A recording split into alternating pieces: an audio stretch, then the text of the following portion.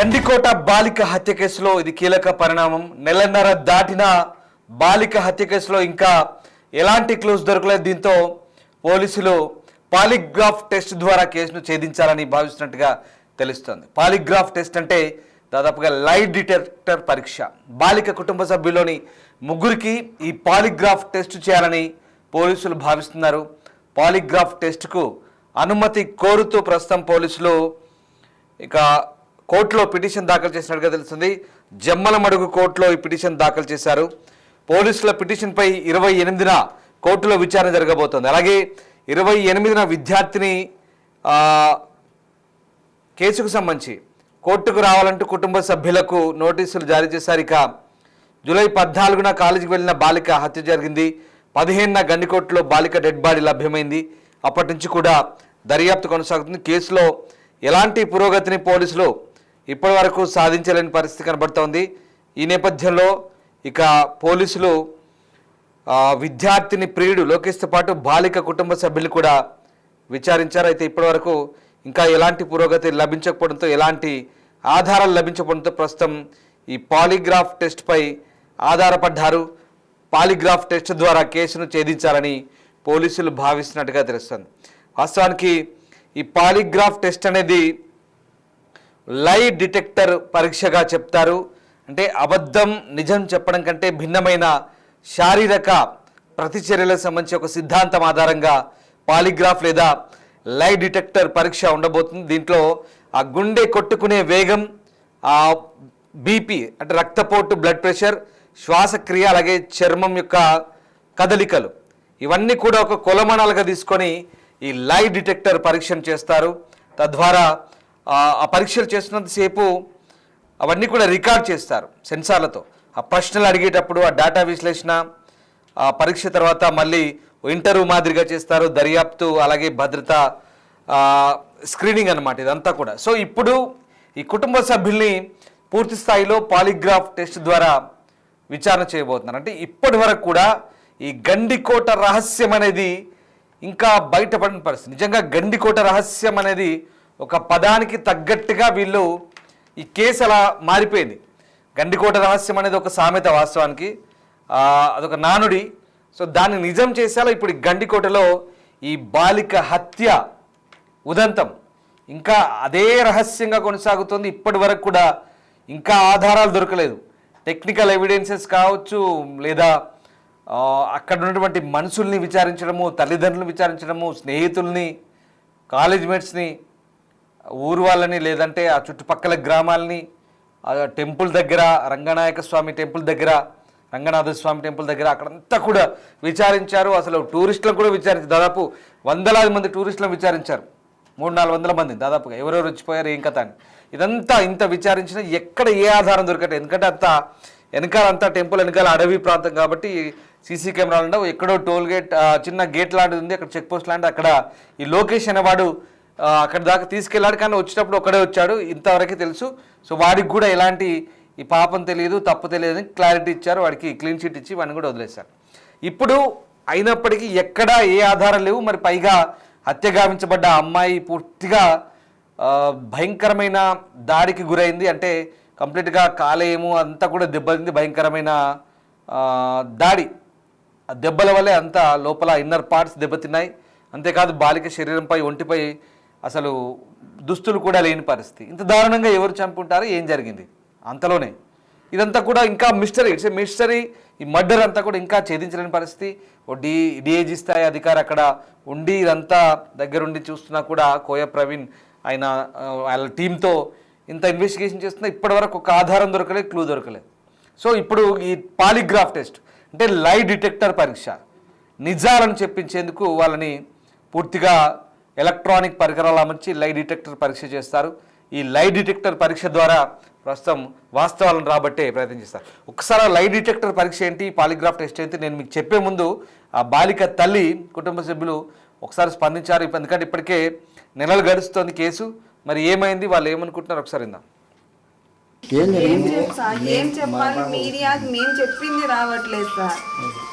దానికి మీరు ఏది సృష్టించుకొని ఏదేదో ఒకటికొకటి ఏదో మీరు చూపిస్తున్నారు. అలాంటప్పుడు మేము ఏం మాట్లాడాలి? మేము ఒకటి మాట్లాడితే మేము మాట్లాడింది స్పష్టంగా అది వస్తే కదా సార్ మా బాధ తీరేది. మీరు ఏం జరిగిందని చెప్పాలంటే అది చెప్పండి. ఏం జరగ మా పాప సోమవారం పొద్దున 8 గంటలకు కాలేజ్ కని బయలుదేరింటే పాప వచ్చేసి కాలేజ్కి ఇంకా రాలేదని మా ఆయనకి మెసేజ్ పెట్టి కాల్ చేశారు. పాప ఇంటికి కాలేజ్కి వెళ్ళలేదంట. మా ఆయన ఫోన్ చేస్తే నేను ఇక్కడికి వచ్చాను, మా సొంతూరు హనుమన్గుత్తి, ఎరుగుంట్ల మండలం హనుమన్గుత్తి. ఇక్కడికి చిన్న పొదుపు మీటింగ్గా నేను ఇక్కడికి వచ్చాను. ఫోన్ చేసిన వెంటనే మా బావ కొడుకైన సురేంద్రను బైక్లో తీసుకొని వెంటనే బస్సుకి అయితే లేట్ అవుతుందని బైక్లో తీసుకొని వెళ్ళి కాలేజ్ దగ్గర విచారించుకుంటే పాప రావలేదమ్మా పొద్దున్న నుంచి కాలేజ్ కంటే. ఫ్రెండ్స్ను విచారించుకుంటే మాతో గండికోటకు పోతానని చెప్పిందన్నారు. ఆత్రంగా మా పాప కనిపించలేదని టెన్షన్లో మేము చేసిన మిస్టేక్ ఏంటంటే బాబును ఒక్కడిని పంపించడం.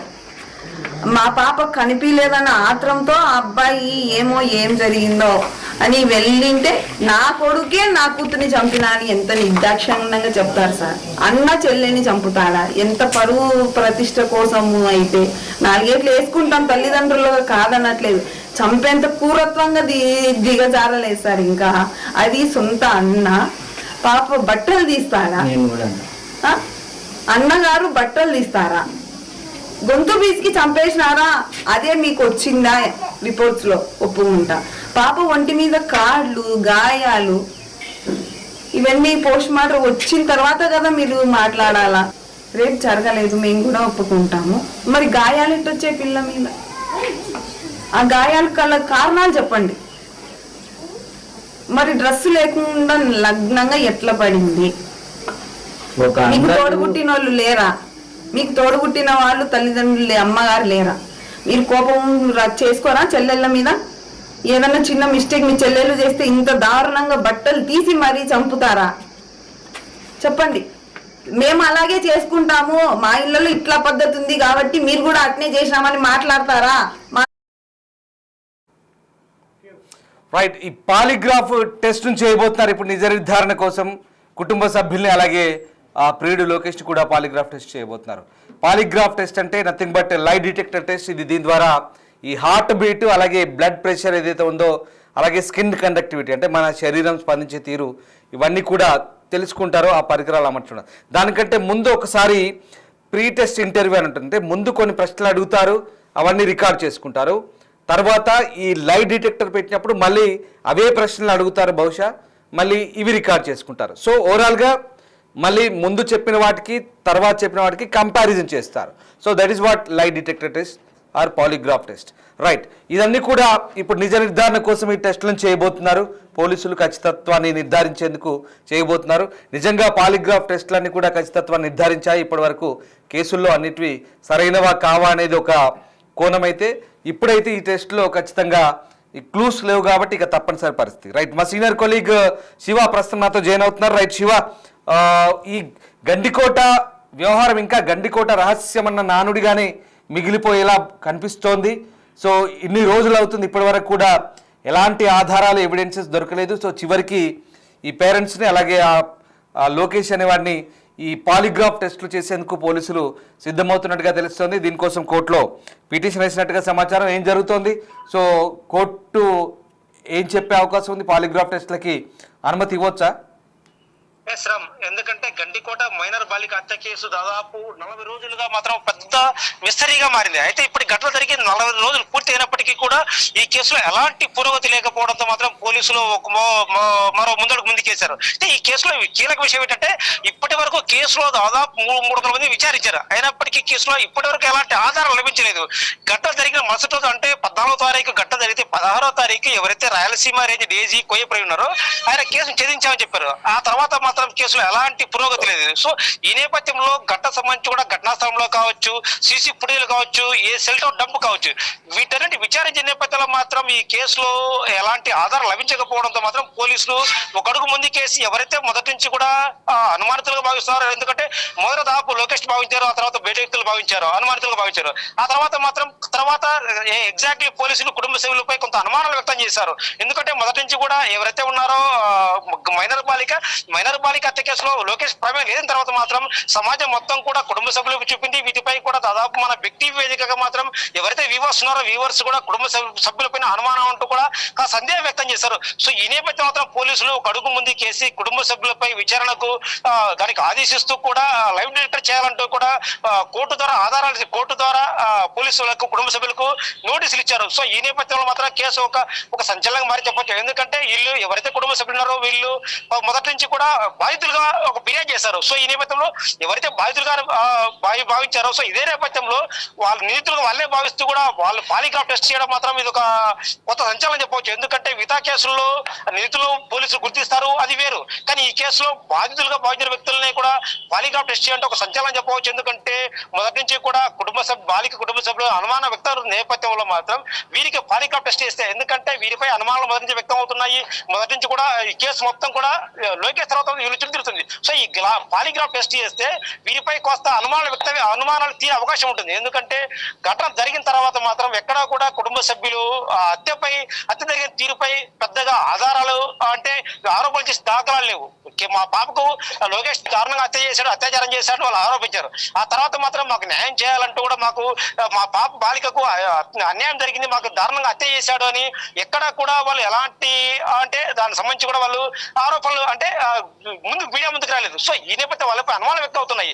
వీరేమైనా మొదటి నుంచి కూడా అనుమానాలు ఉన్నాయి. సో వీరేమైనా హత్య చేశారా? సో వీరికి సంబంధించి కూడా పోలీసులు మొదటి నుంచి కూడా కొన్నిసార్లు వీళ్ళని 1-2 సార్లు విచారించారు. అయినప్పటికీ కూడా వీరిపై కేసు నమోదు చేసినట్టు తెలుసు.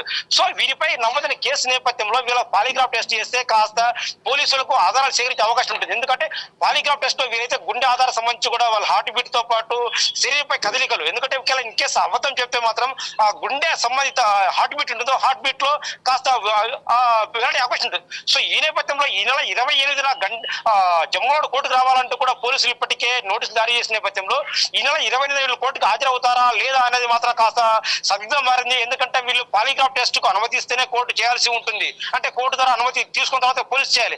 మరి వీళ్ళు పాలిగ్రాఫ్ టెస్ట్ కు అనుమతిస్తారా లేదా అనేది కూడా సందిగ్ధం మారింది చెప్పవచ్చు. Ram right, yes sir, thank you Shiva. So ఇది మొత్తం మీద పాలిగ్రాఫ్ టెస్ట్ చేయబోతున్నారు. పేరెంట్స్కి ఇన్ని రోజుల పాటు దాదాపు 1.5 నెలలు దాటింది. ఇంకా గండికోట రహస్యంగానే మిగిలిపోయింది. ఆ బాలికను హత్య చేసింది ఎవరు? ఇంటర్ బాలిక దారుణంగా కిరాతకంగా చంపబడింది.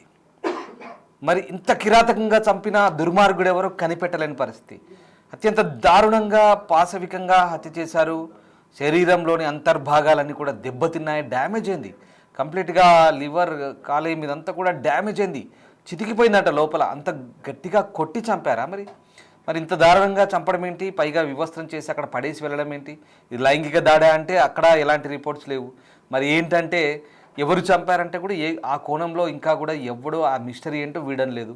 మరి దీనికి ఏం చేయాలి? పోలీసులు ఇప్పుడు తలలు పట్టుకుంటున్నారు. ఆ రహస్యాన్ని ఛేదించే క్రమంలో ప్రస్తుతానికి పేరెంట్స్ని, బంధువు ఎవరైతే ఉన్నారో అన్న తమ్ముడు అతన్ని, అలాగే ఈ లోకేష్ అనే అబ్బాయిని పాలిగ్రాఫ్ టెస్ట్ చేస్తారు.